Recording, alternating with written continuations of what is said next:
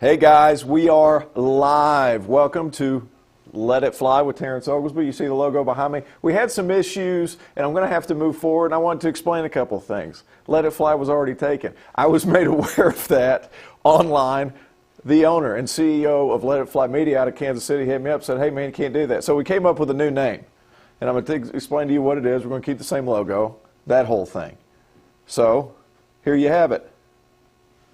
We're going to call it Beyond 22 Basketball. Look, my number was 22. My dad's number was 22. Three-point line in college basketball is 22 feet. I figured it made sense for everybody involved. And we'll get to work with it from here on out. I'm excited about it. Hope you are too. It's just going to take a while to kind of rename things, but we'll be okay with that. Hey, look, we have a good show today. We're gonna review Clemson's week, a win against Alabama, a loss against Virginia Tech. Going to go over both of those games. We're also going to do Faxon's weekly segment, the underrated player of the week. We're going to go through that, as well as Flying or Falling, T.O.'s Terminal. We're going to talk about a few ACC teams that coming out of nowhere are doing pretty well. We're going to see that fairly shortly. And we're going to pick a couple games, and we're going to look ahead to Morehead State. But first, I want to say hello to my man Faxon. He's right here in the studio with me, looking sharp as ever in his suit and jacket. How you doing, Faxon? What's going on? I'm excited to talk about some college basketball tonight, pick some games, and go through the classic terminal segment. Should be fun. It should be good. It should be good. So, what did you think about Clemson's week? We had Alabama and Virginia Tech. Win over Alabama was fantastic. Thought the defense in that game and the ability to slow down Alabama were really good. And Virginia Tech, I would say another game I was enthused by the defensive performance. Just could not get any shots to fall in the first half seemingly. Clemson rallied late. Thought they showed a lot of grit. It just wasn't a game they were able to win in the end. But first road test of the year against an opponent that has beaten Villanova already and was previously ranked. I'm not going to read too much into it going forward, and I haven't lost any faith or confidence in the team because of that showing. Well, I'm in agreement with you, but we're going to talk about Alabama first. First of all, held one of the top scoring teams in the country. Alabama came into this season averaging 79 points a game, top 10 in the country in pace. They were able to slow them down with their pressure. Alamir Dawes, Nick Honor really was able to mitigate their transition game. An excellent defensive performance by them. I thought they did really well. Pressure was able to slow up Alabama, which was huge. And one player that I thought also played well outside of those guards, Faxon, was Jonathan Baer when they had to switch him over to the dynamic point guard that Alabama had in Herbert Jones, standing about 6'9", and he proved to be a good matchup. Yes, and Jonathan Baer was showing his mobility on defense the entire game, and then at the end of the game, obviously, scores 8 straight points after being scoreless before. So it was a great game from Jonathan. We've seen multiple times this in the game against Purdue particularly, how valuable he is on the floor because of his ability to be able to switch onto guards. And that's something that if he can stay out of foul trouble, he's going to get big minutes all year long for the Tigers. Absolutely. And he's one of the more athletic four-men in the entire country when it comes to moving laterally, vertically, up and down. He's one of the best there is in the conference, and that's including all these teams with all these super athletes. Jonathan Baer is that kind of athlete. And one more person that I thought came and performed well. Omax Prosper. You're starting to see a little bit more out of the freshman from Canada, Faxon. Yes, Omax was absolutely huge, and I think we mentioned this on the show prior to this Alabama game that we thought this would be a game that he could get minutes because of the pace that the game was going to be played at. You did call that. And him guarding multiple positions, and I think he played close to upwards of 15 minutes, maybe close to 20, and he had 2 big blocks notably, was great defensively all night, and he got out on the break a couple times, made some plays in transition. So it was great to see him more integrated into the rotation and playing well in those minutes, earning himself more. Yeah, he's been pretty good all year. Now, does he need a little bit more time to kind of get in the rhythm offensively? Yeah, he does. But he stepped up in a circumstance where Hunter Tyson took a knee to the face. I was down there calling that game. I didn't even see what happened until they showed the replay. I got it from Ben Milstead's phone. But a blow to the face, facial injury, they're saying a few weeks. But it's too bad because Hunter Tyson was really starting to come into his own. Now he's shooting right at 50% from 3 in the games that he's played. Hunter Tyson was on his way, had 8 straight points to start the game, gets injured. You really feel for the kid.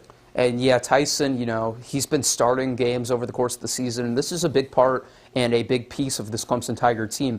He's the leading rebounder on the team, notably. He's probably the best, like you say, out-of-area rebounder on this Clemson team. So not having his presence against Virginia Tech was definitely felt as Clemson got killed on the glass, and you really do have to feel for him and the Tigers as a whole. that he's going to be out. I'm just hoping, selfishly, and for Hunter's sake, I'm hoping he's back for that FSU game coming up soon. Well, they're going to need him because he is a physical player. He's not really I say that, but he's shooting over 50% to start the season. He's not just a catch and shoot guy. He does so many other things well. He moves the ball. He's a great cutter in space, and he does a lot of good things that don't show up on the stat sheet. And the sucker is tough, I promise you. Look, Virginia Tech, I'm almost, in the NBA, they call them scheduling losses. This almost qualifies. You think about the game that Clemson played in Atlanta against Alabama. You go into 2 overtimes. There's a Mississippi State and Dayton went into 2 overtimes earlier that day. It pushed our game back, I want to say an hour when we were calling. Don Munson and myself, we were just filling dead air for about an hour when typically a pregame is only about 30 minutes. But you can almost count it as a scheduling loss. You get back at about 2:33 in the morning on Saturday. On Sunday, you can't really do anything with the guys because they're tired, they're fatigued, their bodies are hurting, so you bring them in for film. Monday, what do? You bring them in for practice, you have a shoot-around early in the morning, and then practice that afternoon. Then you have to get right on the plane to Virginia Tech. That is about as brutal a stretch of 3 games as you can have between a Saturday and a Tuesday game. It's really annoying just from a Clemson fan perspective, and you could see as the Tigers started the game kind of lethargically, the toll that might have taken on the offense. I mean, the offense had 0 points in the first 5 minutes of the game. Could not make a shot anywhere in the first half. And then went on a 6-minute run where they couldn't score in the second half either. Yeah, it was a game of droughts. It was just a game of droughts, and you've got up there on your board free throw discrepancy, 31-14 in the free throw category, and you can. The officiating wasn't great, but we did not lose this game because of the officials. Lost this game because we're getting killed inside. When you get killed inside, you're going to get more foul calls. And a big reason of that is because the absence of Hunter Tyson. Got beat by 8 on the glass, got killed inside the whole game. Can't expect to win a game like that. And it seemed like every time that Clemson was starting to get close, Virginia Tech found a way to get an offensive rebound. That's where he helps you. Not necessarily getting 10, 12 rebounds. It's those 3 or 4 where Hunter's going to box out and go get that ball. There's probably 3 possessions. Tyrese Radford, who's 6'2", 200 pounds, 8 on the glass, playing the 4 position. And Clemson just struggled all night getting past the initial line of defense. Coach Brownell said before the game, this is a game we're going to have to hit threes. And he was absolutely right. But his players, in order to create those threes, they needed to do a better job getting into paint and creating not only for themselves, but creating for others as well, to make those three-pointers a little bit more open, Faxon. Yes, and Clemson did shoot 40% from the three-point line in this game, if I'm not mistaken. But I feel like that number is a bit of a lie when you just look at the game from a whole standpoint. Alamir Dawes just went absolutely crazy in the second half. I think he had 5 or 6 threes on his own in the second half alone. And Nick Honor had that 3 late to kind of get the game back to 2. But for the majority of this game, the Tigers did not shoot the ball well from anywhere on the floor. And it's just kind of disappointing to see. But I know that Clemson will be better with Hunter Tyson, and the offense will pick up because this is not what we're used to seeing from this Tiger team.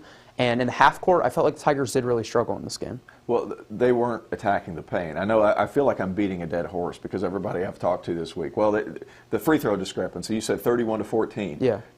That was a mentality It's because they're not going inside. No one on the team was looking to drive the ball when they got it. It was a bunch of passing around the perimeter. And you got to give credit to Virginia Tech. They obviously were comfortable with keeping Clemson in front of them and having them take contested threes, and Clemson was settling for a lot of shots. So. And I have to defend this for a second because people have hit me up on Twitter all week ever since the loss. The reason they are passing around the perimeter is because they want the people not guarding the ball to shift. Yeah. And it's one of those things like, well, we can't just pass the ball around the perimeter. Well, they're trying to get the defense to shift. The problem was Clemson couldn't get into second gear to get past that first guy guarding.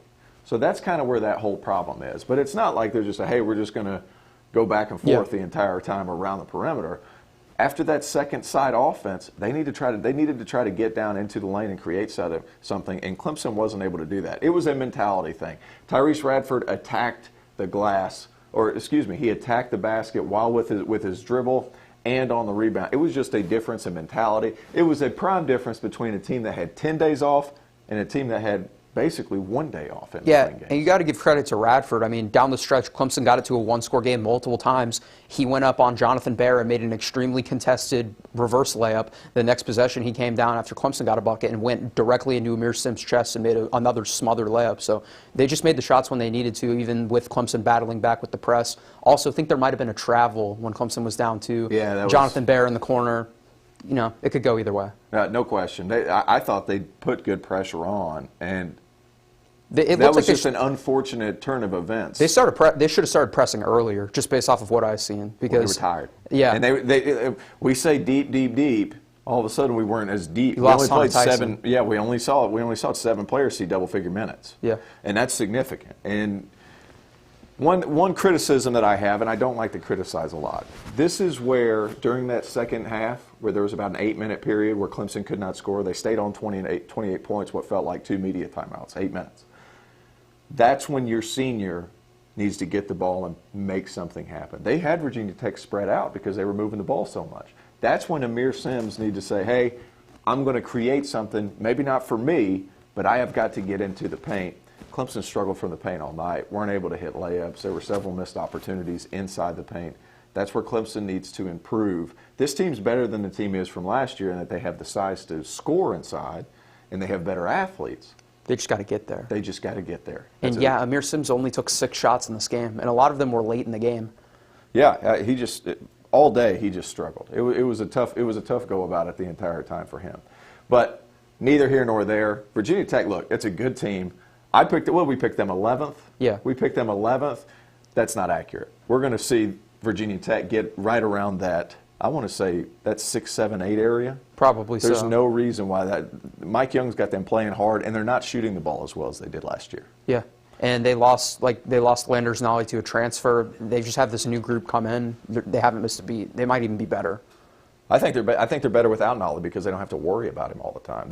There's not one guy that they're worried about constantly. Cartier Diarra didn't play. He's kind of a wild card for them. He's led them in turnovers. Mike Young said he was going to address it, but I don't know that he ever did. Yeah. Did you ever read into what happened? No, I did not read into what happened. Okay, maybe you look that up as we kind of move on from that. Okay. Maybe a little bit later, but yeah, he didn't play, and he was kind of the. I want to say the wild card of that team, one of those guys that either could be explosive or turn it over 10, 15 times. But he kind of disappeared. And Mike Young never addressed it. So this next portion of the show, we're going back to Big Facts. Big Facts, underappreciated player of the week. Big Facts is going to hop on up here. And your microphone's about to fall off there, big guy. And this week, we're going to some action. And I'm not so sure that it's a super underrated player because he's one heck of a good one. We'll let Faxon take it. Yes, this week we've got Jason Preston out of Ohio, and he has kind of bursted onto the scene as of late, but this guy was incredibly good last year. Made first team All-MAC last year, averaged around 15, 7, and 5. And off to a fantastic start to the year this year, as you can see, averaging 19 points per game, 6 boards, adding around 8 assists, and shooting incredible percentages from the field through 6 games. I think he had 30-plus points against top 10 team in the nation, or recently top 10 in Illinois. They should have won that game, lost it down the stretch. But first team All-MAC, MAC leader in assists per game last year, and MAC all-freshman. So this guy he's on the national scene already, and I feel like a lot of people don't talk about Ohio because, once again, they don't play in a Power 5 conference, but just felt like he deserves some love for this week. The MAC's a great league. The only problem with the MAC is every team in the league is pretty good, so they end up beating each other up the whole time. Yeah. But this guy has a pretty interesting story as far as, what was he, like 5'7" or something like that going in? Yes, he was, and he was he had one Division I offer, which was from Ohio, and he accepted that offer and came to Ohio, and he's grown, I want to say, 6 inches in his college tenure or something along those lines. So it's been an incredible story to see him grow and now into a guy that could possibly play in the NBA. So what I understand, he didn't get any scholarship offers, went to prep school, played on the 3rd team at his prep school, and then basically made a clip tape of himself and turned it into a Division I offer, which is impressive. If you get it, there's a clip on Twitter about it. I'll end up sharing it after this show, but this is a really good player. You're probably looking at the MAC Player of the Year, and he's going to be a pro. I don't think there's any doubt about it. He's about 6'5", you said? Yes, he'll definitely play point guard in the NBA. His playmaking ability is just off the charts, and he makes a lot of play. He's definitely the best player on the team, and he makes a lot of guys that are at Ohio. I think he might be bumping their draft stock. Maybe some of them get into an NBA G League contract or something along those lines because of his playmaking ability to get others open and more. Is Ohio going to win the MAC? They're going to compete in the MAC. Who else is going to be good in the MAC? I think Western Kentucky is going to be pretty good. There are a couple teams in the MAC, but Ohio is the favorite as of right now. I think they will probably win. It really depends on the tournament. If they don't win the tournament, they should still get that auto bid to get into the NCAA. So you think the MAC's a two-bid league this year? I think the MAC's a two-bid league. Well, I think the MAC's a two-bid league. It depends on Which what is still possible. It depends on what the committee thinks. So hopefully the MAC's a two-bid league because we need to get this guy in the NCAA tournament and have him make like a national stage for himself because people will fall in love with him if he's playing on a nationally televised game for sure. Very nice. His percentage is sure indicated. Yes, sir. Nice work. He shot 40% from three last year too. So this isn't a fluke. No, this isn't like he can him shoot. Getting hot at the beginning. He can shoot definitely. Okay. Well, good job, man. Look at Appreciate you. The Big Facts Underrated Man of the Week goes to Jason Preston out of Ohio. My main man. Good job. Looking sharp as ever. Looking sharp as ever. We are going to move on to the next one. I'll just slide over here and stay in front of this board. We are going to move on to T.O.'s Terminal, flying or falling. We're going to talk about who's flying first. And these teams had a heck of a week. You want to talk about Syracuse? Ended up beating Boston College, I want to say, by 38 points, 101-63. They smacked them. And Syracuse all of a sudden became one of the most dangerous teams in the conference with the addition of Alan Griffin, a transfer from Illinois, ended up with 22 points and 12 rebounds in their win over Boston College. They also had 5 guys in double figures, and whenever you have Dolezaj in the middle, Quincy Guerrier, an explosive type who I picked to be a breakout candidate, Joe Girard and Buddy Boeheim, you're looking at a 5 that could be very, very formidable on the offensive end with the emergence of Alan Griffin. And yes, Syracuse does look very good. They squeaked out a win, like a 66-60 win 2 nights ago, I think it was. And I definitely agree with them going up in the terminal.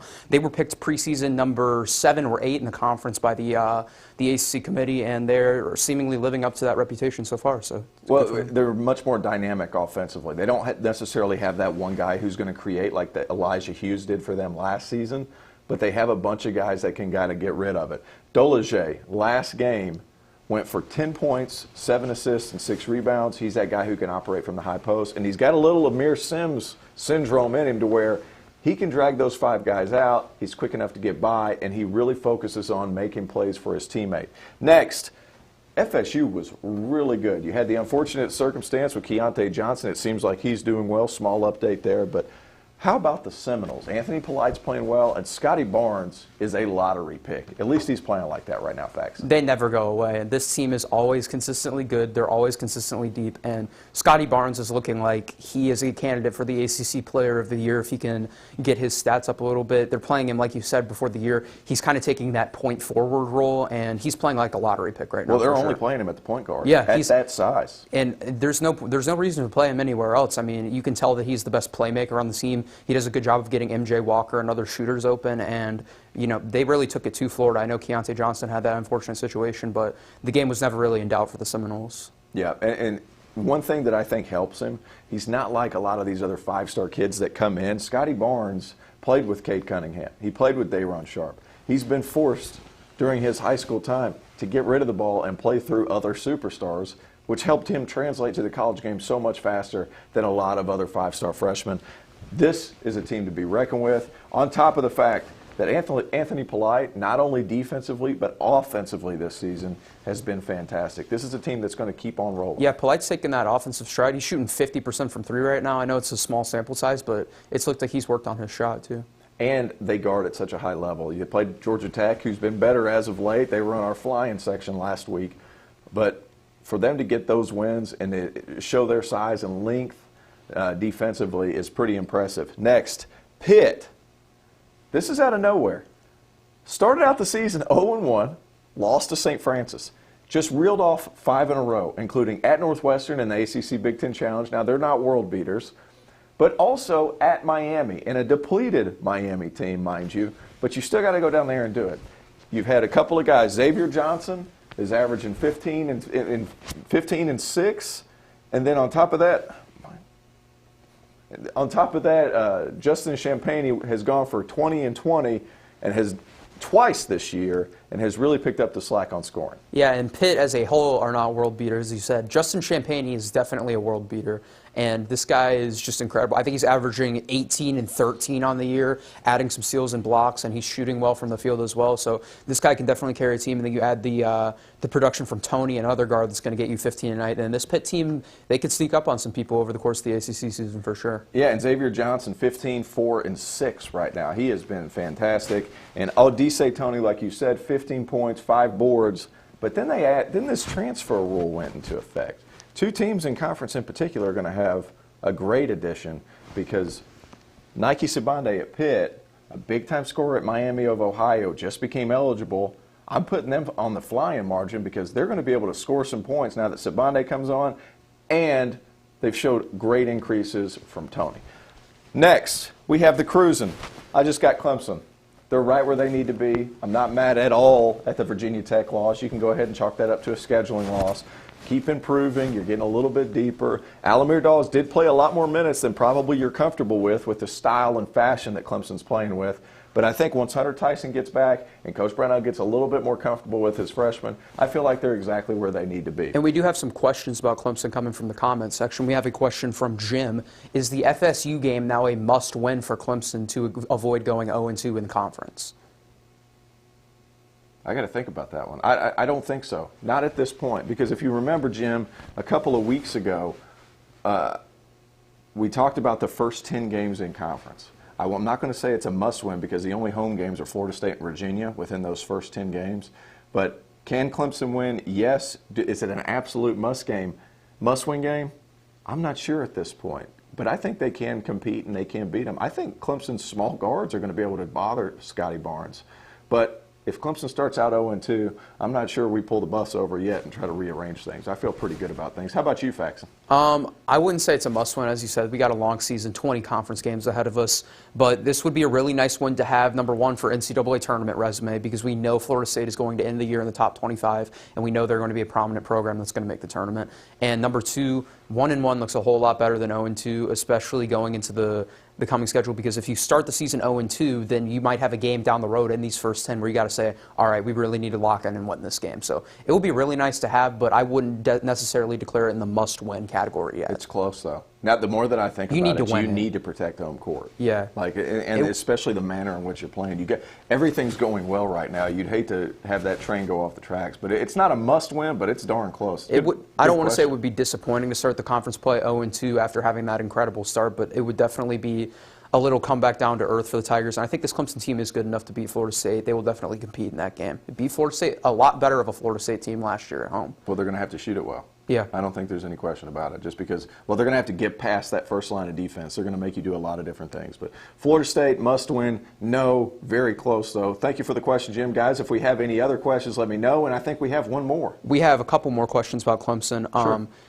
Should Clemson a question from Mark is should Clemson implement the full court press earlier in games when the offense is struggling to try to kind of get a spark going? I feel like they have. I think the game against Virginia Tech, he knew he was a little bit short with Hunter being out of the game, and he started Nick Honor and Alamir at the same time, so it kind of made it difficult to press the whole game. It's hard to press when guys are playing 37 minutes. I don't even think during DeMontez Stitt's career he played 40 minutes and was able to pressure the whole time. It's not really feasible. You have to look at circumstance. You have to look at what the issues are at hand.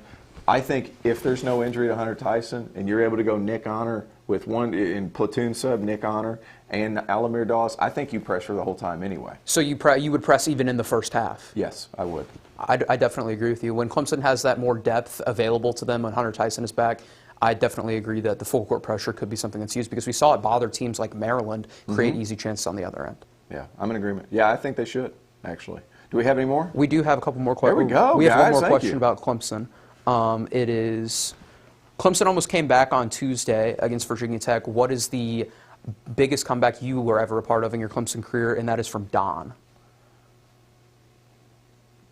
Maryland, we came back down 20, I think. Yeah. At Maryland up there. my freshman year when we hit that shot. I think it was down 20 when we came back, and then I feel like were we down against Florida State my freshman year was pretty big too. My sophomore year, we didn't have as many huge runs as we did my freshman year. Yeah. But I want to say 20 points whenever it was the Maryland game, because we got down seriously with about 4 minutes to go, or 14 minutes to go. Then we kind of started to push the pace and make things happen that way. Yeah, I think. More than that's kind of a hard one for me just to pop off the top of my head. Yeah, Clemson, I remember the craziest one I've in recent memory for Clemson would be that TCU comeback from last year. That was a good one. Yeah, and then almost had one against Louisville 2 years ago. Like in the last minute, they were down 10, missed a layup at the buzzer. That was crazy. I was on the bench for that game. That's when I was still working. That was an unbelievable game. They just had so much length, and their length saved them at the last minute. But Marquise Reed, if I remember correctly, played really well. He did. Elijah Thomas played really well that game. That was a great game. But going back to what you said, Don, I think the 20-point comeback against Maryland was the biggest comeback of my career. Thank you guys for the questions. Jim, Mark, Don. Yep. Thank you all. Appreciate it. Keep them coming in, guys. Keep them coming in. Look, we also have the Fallers. I'm going to talk a little bit about this team right here, Boston College. And we talked about their pre-conference schedule before all of this season even got underway. But Boston College is off to a 1-5 start. They just got smacked by Cuse. And the things that you thought that they were going to be really good at to start the year, they haven't been. You expected Boston College to lean on guard play. You expected them to lean a little bit on shooting. And they're only shooting 32% from three, and their turnover margin is -2, or right there at it. So it's tough if you're going to rely on your guard play to be your strength, and those two things are your weaknesses at this point in time, you're in trouble. And they've gotten smacked by Florida, and they really just got smacked by Syracuse. I'm really disappointed in the way this team's been performing, because I thought they would at least keep games close, Faxon.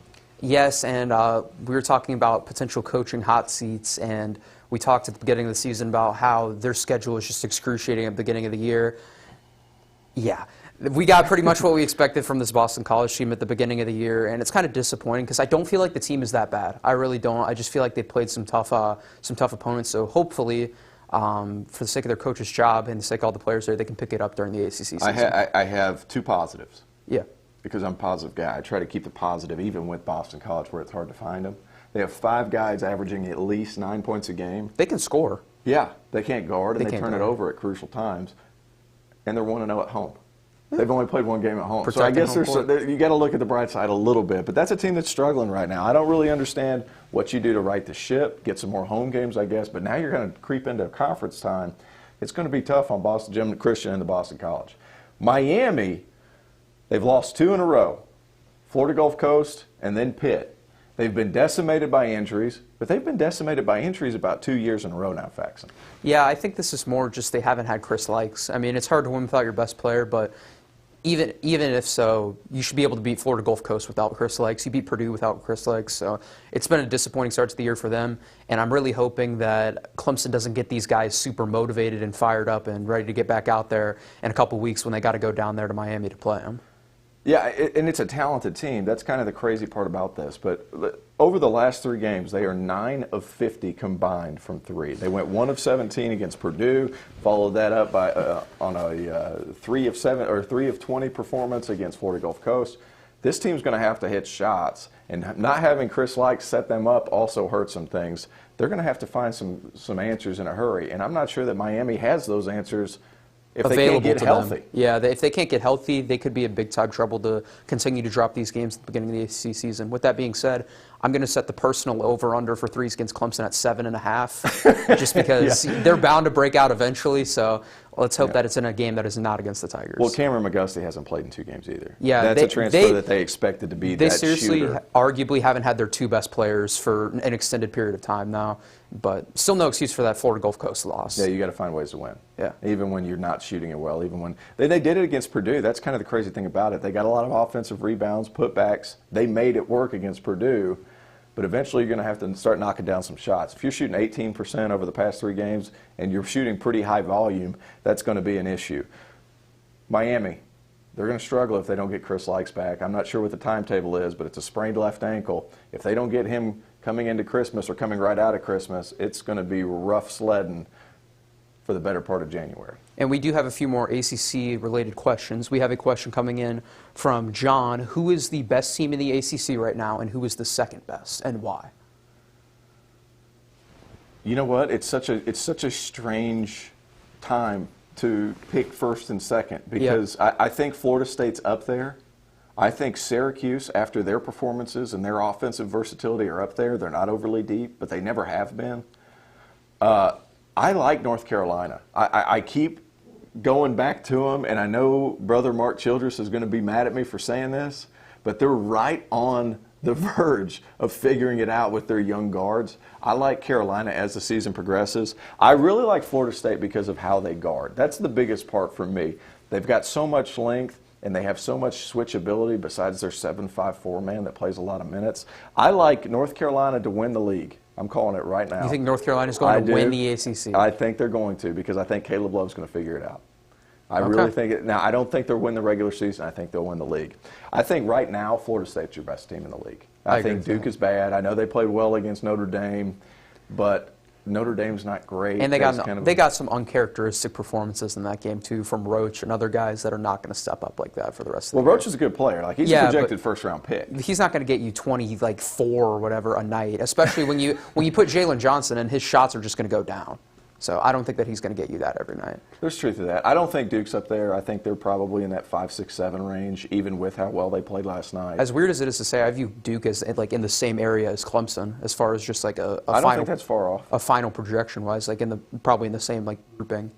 Probably in that second tier. Second tier, yeah. Yeah, I think right now I'm going Florida State's the best team. I think Syracuse, if we're doing power rankings, I probably need to start doing some power rankings. But if I had to select one, I'd probably pick Florida State right now. They could probably beat and compete with anybody right now in conference. Yes, and we have one more question. This is a Clemson-related question from Drew. Who was the MVP for the Tigers so far this season? Amir.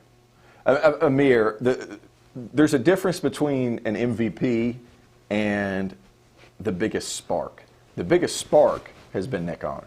The MVP has been Amir Sims. Amir, whenever he's played well, has dominated the court in every facet of the game, whether it be guarding the other team's best player. He doesn't rebound as well as a lot of people would like, statistically speaking, but as far as he holds his box outs, he guards other 5 men, the offense runs through him, and he's an excellent passer. If you don't have Amir Sims, you're not projected nearly as highly as what Clemson's been doing right now. But the most energetic and the most fun player, I'm going with Nick Honor. He's somebody who brings, I say this word all the time, especially when I'm doing broadcast games with Don Munson, spurtability. He has that level of spurtability that Clemson hasn't had since Gabe DeVoe left.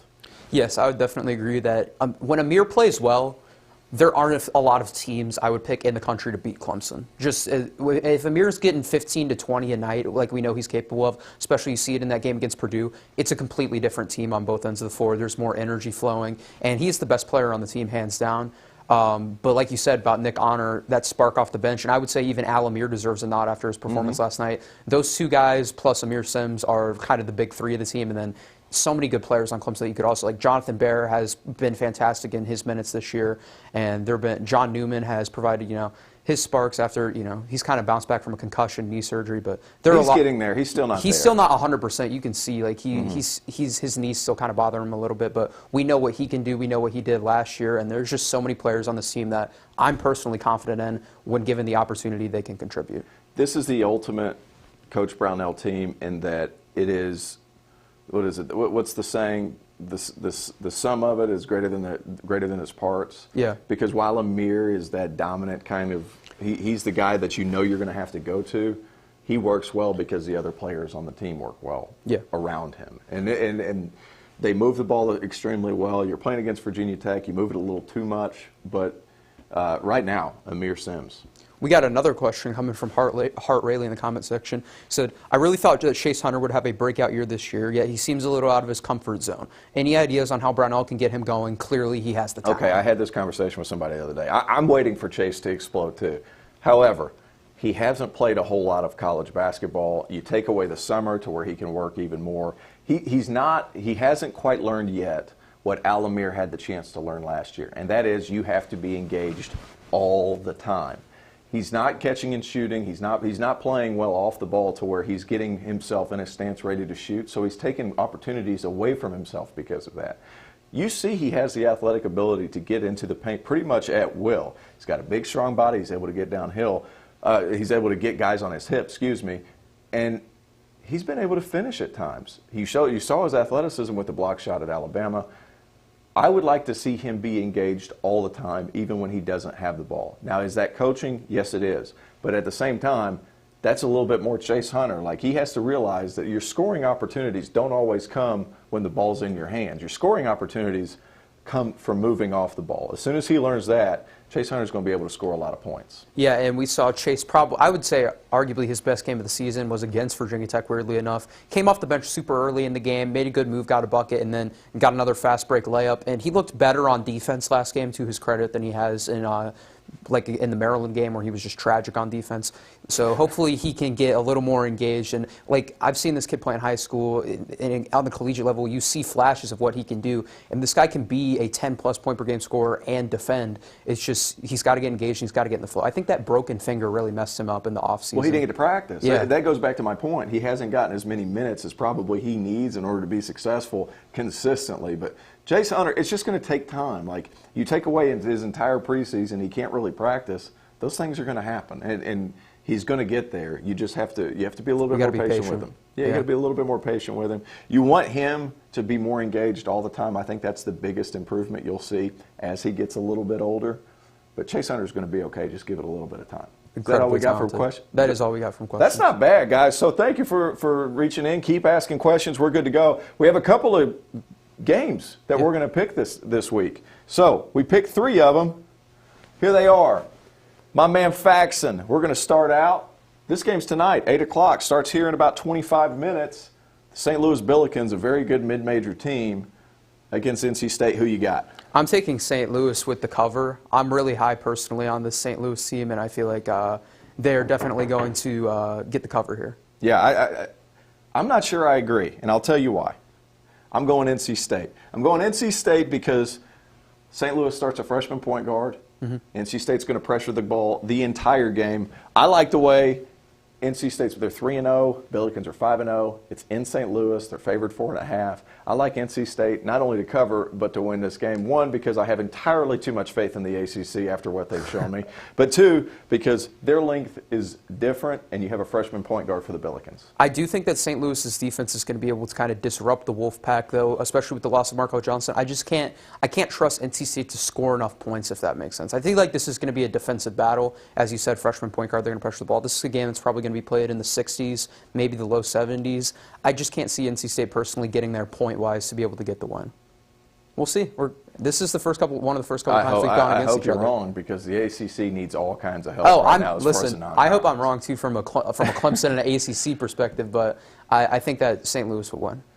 Yep, I agree. All right, so I put this one up here, and Kentucky hasn't been very good. North Carolina's getting there. This game was just scheduled. I think Carolina just dropped Ohio State. They pick up Kentucky.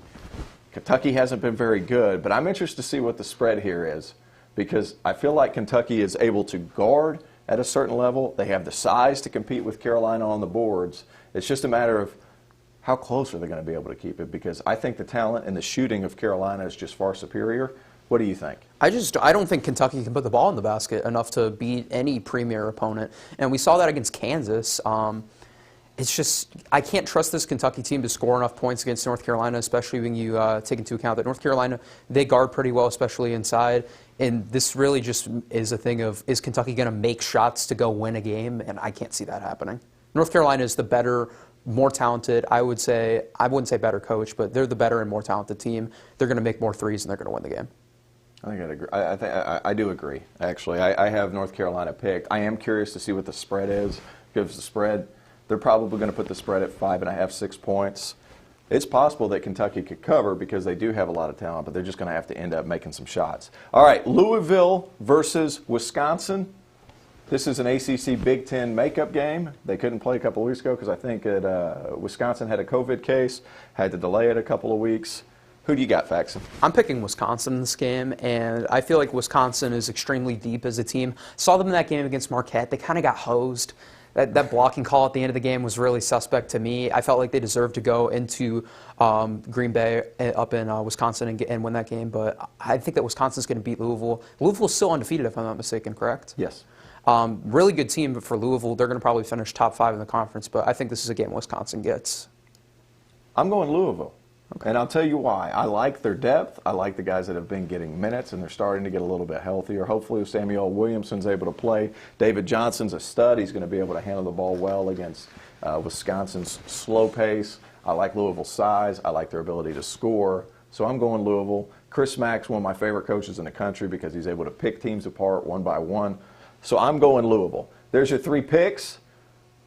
And there you have it. Do we have any questions as far as picks are concerned? Last week we picked pretty well, I believe. We did. We did pick pretty well. Yeah. We do not have any questions. We do not have any questions. Good. All right. So we are going to move on. We're going to look forward to Clemson's next week, right before Christmas. You have a lot of things going on right at Christmas time, and they're going to play Moorhead. They're going to go right in to playing the Eagles. This is a team that has some athleticism, not overly talented, but they are led by a 6'10 freshman in John Broome. 6'10", 235 pounds, averaging 11 and 8. But anytime you're going to play a freshman, you realize, hey, there's going to be holes, there's going to be defensive lapses, and this is a team that has not been able to take care of the ball. Coach Spradlin's done a nice job. This is his 4th season. He took over a program that was 2-10, took over mid-season, got them to 2nd in the OVC, but he's had a hard time getting it going since then. 46-69 ever since. It's 4-4 on the season. What do you think? I think Clemson should have won this game by 20, just objectively speaking. It's not really a slight to Moorhead State. I just don't think they have enough to be able to beat Clemson. Yeah, I mean, this is 2 this years in a row that they've won 13 games. This is not a team that this is. I don't want to call it a tune-up game because that's not I'm not sure I like that vernacular. But I want to say this is something that you need to work on, guys getting more comfortable, much like SC State. This team is better than SC State, but look for Omax to get minutes, look for PJ to get back on the horn, and look for an energetic, energized Clemson team. Taylon Cooper, I had to put him on here. You know why? Why is that? Dorman High School's finest right there. Really? That's a Dorman grad. That's a Spartanburg guy right there. You had to throw him on there. Another guy that Thomas Ryan, high school teammate of PJ Alt. Thomas Ryan, head coach at Dorman High School, has done a nice job with him. He's their point guard. He's their leader. 6 points, 4 assists. Does a lot of different things for the Eagles. These two right here are leading scorers. You take them away, you're going to take away most of the options for the Eagles. There's not a ton to look over. This game is about what the Tigers do and how they're going to attack their game, attack their home court going into Christmas break. Hopefully we see a better offensive game from Clemson and get some more, confidence with the fan base, because I feel like a lot of the fan base was wavering confidence-wise after this one game. Like, guys, missing a starter on the road, first road test of the season, there's nothing to freak out about. Clemson's going to probably blow this Moorhead State team out and then move it into conference play. So I'm really excited to see it. Well, you look for them to continue to pressure the ball. Moorhead State, who I had on the slide earlier, they're a team that's they turn the ball over at a miraculous rate. They've only got 2 players that have more assists and turnovers. This should be an issue. And they shoot 30% from 3 as a team as well. Yeah, this team doesn't have enough offense to even compete with the Tigers. You're absolutely right. You're absolutely right. But they do have good athletes. They will get up in pressure, and you'll be able to work on some different things. And it's good to play a team that pressures the ball going up into a game versus Florida State at home. They're not going to have that size. They're not going to have that length, but you can work on some of the same actions and things of that nature. We have any questions? We do not have any more questions. Guys, we're good. Guys, I'm going to put this on here. This is the last episode before we head off to Christmas break. I want to thank everybody for watching. I hope everybody has a fantastic Christmas. And as I said, Beyond 22. Beyond 22, don't want to get sued, the whole 9. So thank you so much for tuning in. And go Tigers. Until next time, there you go. Beyond 22 basketball.